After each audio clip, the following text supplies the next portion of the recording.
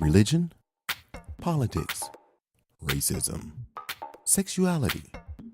For some reason in our society, these are the issues nobody is supposed to openly talk about.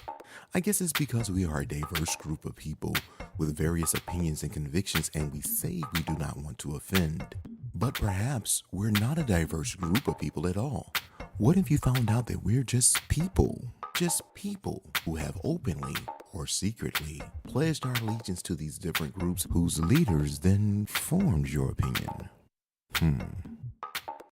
Hi, my name is Troy White, and I believe that it's only by honest and open communication, where we seek to understand more than we seek to be understood, that we can begin to come together as a people who can appreciate our differences and perhaps more importantly understand that at our core, maybe we're not as different as we think.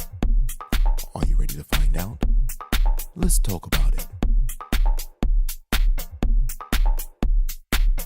There are approximately 220 million eligible voters in the United States. But of that 220 million eligible voters, the decision for the President of the United States is made by only 538. It's what we call in the United States, we call it our Electoral College. Now, in the 1700s, when the Electoral College was designed, the quickest way to get information from the people to the White House was for the people in each state to decide what they wanted, write it on a piece of paper, and in each state they would have a guy who would get on a horseback and carry the wishes of the people written on that paper all the way to Washington, D.C. to the White House. Now think about that. Now Hawaii and Alaska didn't become states until 1959. So you had 48. So imagine 48 guys riding on horsebacks across the United States all the way to Washington to communicate in writing the wishes of the people. Well, after some time, they figured that this was not the most practical way to reach the people, and the people reach Washington, D.C. So they figured there's got to be a better way. We've got to come up with a better system to communicate the wishes of the people. So what they did was they came up with an idea that instead of having 48 people travel across between Washington, D.C. and their home states, their idea was, let's just take these representatives from each state and move them to D.C. where they can speak on behalf of the people in their home states. Makes sense. No doubt there were times when the folks riding on the horseback perhaps didn't make it to their destination. Maybe the horse died, maybe they got sick, or something happened where commuting from their home state to Washington, D.C., something happened where the wishes of the people perhaps didn't get to where they were supposed to go. So moving them to Washington was the solution. Now, it's important to remember what the problem was, what the initial goal was. The goal was to solve a communication problem where the politicians could know what the people wanted. There was no internet, no television, and not even telephone. The telephone wasn't invented until the 1800s. So communicating with the people was the problem. So back in the 1700s, our forefathers wanting to do the will of the people. Their solution to this communication problem was to have a representative of the people move to Washington, D.C. to represent the people.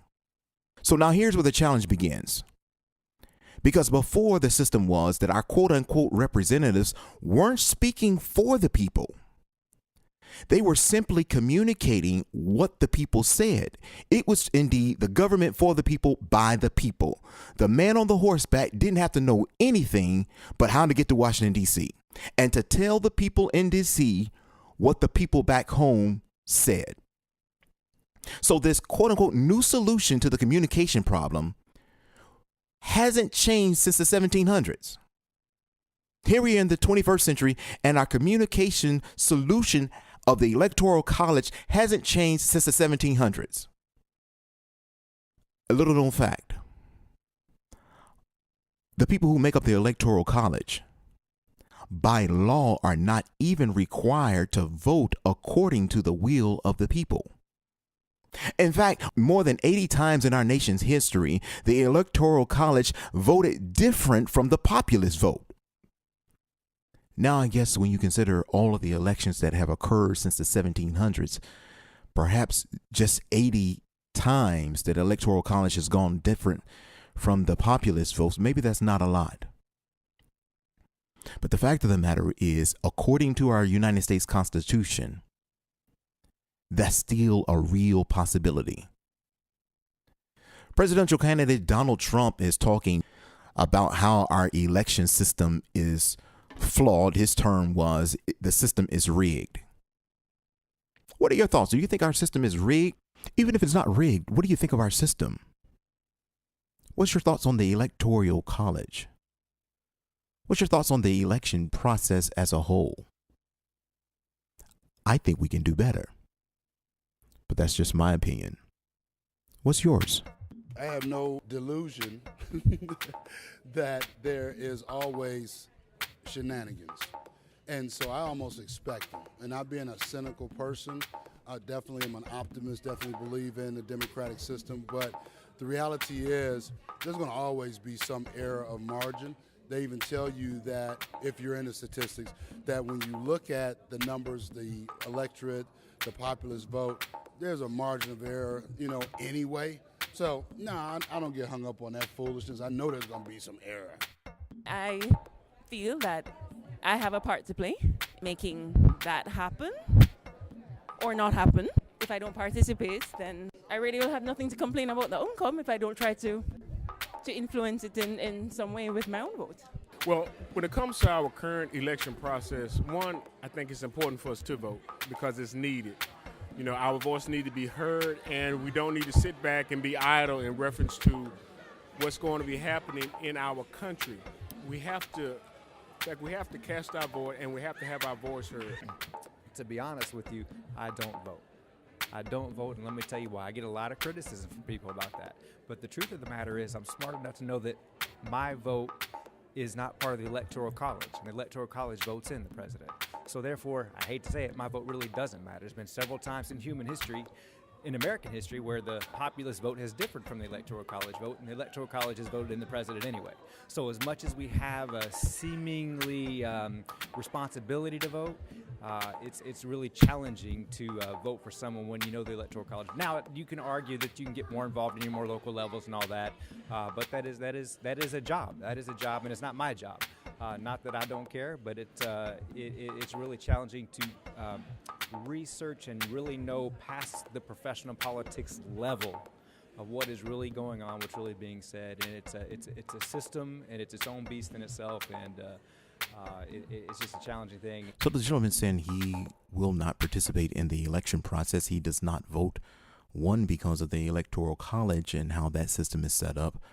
But then secondly, as it relates to the local level, because there is no Electoral College on the local level, his thing is that we are not informed enough to know what's going on.